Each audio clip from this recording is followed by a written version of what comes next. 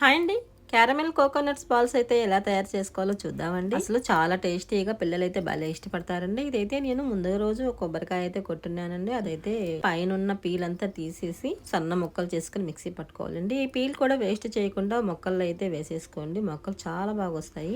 ఇలా సన్నగా ముక్కలు చేసుకున్న తర్వాత మిక్సీ పట్టుకోవాలండి. మిక్సీ పట్టుకునే ముందుగా అయితే కొన్ని బాదం పలుకులు, కొన్ని జీడిపప్పు పలుకులు, 2 యాలకులు వేసేసి కొంచెం బరకగా మిక్సీ పట్టుకుని పొడి పక్కన పెట్టుకుని తర్వాత కొబ్బరి ముక్కలు వేసుకుని సన్నగా మిక్సీ పట్టేసుకోవాలండి. అంటే పెద్ద ముక్కలు కాకుండా సన్న పొడి వచ్చేదాకా అలా మిక్సీ పట్టుకున్న కొబ్బరి పొడిని అయితే ఒక బౌల్లో వేసుకుని, అంటే కొలత కోసం అండి. అలా ఒక బౌల్ తీసుకున్న తర్వాత ఇప్పుడు ఒక చిన్న బౌల్, అంటే మొత్తానికి బెల్లము పంచదార కలిపి నేను ఒక 120 గ్రాములు తీసుకున్నానండి. ఇప్పుడైతే ముందుగా ఒక పాన్ పెట్టుకుని నెయ్యి ఒక స్పూన్ వేసుకుని కొబ్బరి అయితే కొంచెం లైట్గా పచ్చివాసన పోయేంత వరకు వేపుకోవాలి. ఎక్కువగా మాడకుండా ఎర్రగా కాకుండా పచ్చివాసన పోయేంత వరకు వేపుకొని మనం డ్రై ఫ్రూట్స్ పౌడర్ అయితే వేసేసుకుని తర్వాత పంచదార పొడి కూడా, పంచదార బెల్లం కలిపి తీసుకున్నాం కదా, అది కూడా వేసేసుకుని కొంచెం ఒక్క నిమిషం అయితే ఆ సగకి కలుపుకుంటూ ఉంటే మనకు కొంచెం పంచదార కరుగుతుందండి. అప్పుడు పాలు పోసేసుకోవాలి. పాలు అయితే ఒక పావు కప్పే తీసుకున్నాను. పాలు పోసుకుని కొంచెం ఒక 5 నిమిషాలు బాగా కలుపుకుంటే కరిగిపోతుంది. ఇంకా అంతేనండి. స్టవ్ ఆపేసి చల్లారి చేసుకోండి. దీన్ని అయితే ఒక ప్లేట్లో వేసి చల్లార్చి ఉండలు చేసి పెట్టేసుకోవాలండి. తర్వాత మనం క్యారమెల్ అయితే రెడీ చేసుకుందాము.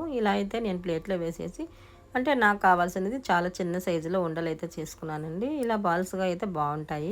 ఇలా ఎన్ని వస్తే అన్ని అయితే బాల్స్ అయితే ప్రిపేర్ చేసి పెట్టేసుకున్న తర్వాత మళ్ళీ అదే పాన్ తీసుకుని ఒక 100 గ్రాముల పంచదార తీసుకుని స్పూన్తో అలా కలుపుతూ ఉన్నట్లయితే మనకు క్యారమెల్ అయితే రెడీ అయిపోతుందండి. ఇలా రెడీ అయిపోయిన క్యారమెల్ని తీసుకుని మనం ముందుగా ప్రిపేర్ చేసుకున్న కొబ్బరి ఉండలు ఉన్నాయి కదండి, ఈ క్యారమెల్ అయితే డిప్ చేసి తీసేసుకుంటే సరిపోతుంది. అలా దాన్ని అందులో ముంచి బాగా కోటింగ్ ఇచ్చేసి ఒక పక్కన ఒక ప్లేట్లో అయితే పెట్టేసేయండి. ఒక 2 నిమిషాలు అయిన తర్వాత అయితే బాగా గట్టిపడిపోతాయి అవి. పిల్లలకి చాలా ఇష్టంగా, పైన బాగా క్రంచీగా ఉంటాయి, లోపలైతే చాలా సాఫ్ట్గా భలే తినడానికి భలే బాగుంటాయండి. కొత్తగా ఉన్నాయి ఇవైతే, నేను ట్రై చేశాను. ఇప్పుడైతే యూట్యూబ్ లో బాగా హల్చల్ చేస్తుంది కదా, ఇదేదో స్వీట్ అండి, ఏదో బాల్బాలో ఏదో అని చెప్తూ ఉంటారు. అలా కొంచెం క్యారమెల్ గట్టిపడితే మళ్ళీ స్టవ్ వెలిగించుకుని కొంచెం వెచ్చబెట్టుకుంటే సరిపోతుందండి. చూడండి అసలు ఎంత క్రిస్పీగా అసలు భలే బాగా వచ్చేస్తుందండి. ఇదైతే చూడండి కోటింగ్ ఉండి మెరిసిపోతూ మెల్లిమెల్ల ఎంత బాగున్నాయో కదా చూడడానికి.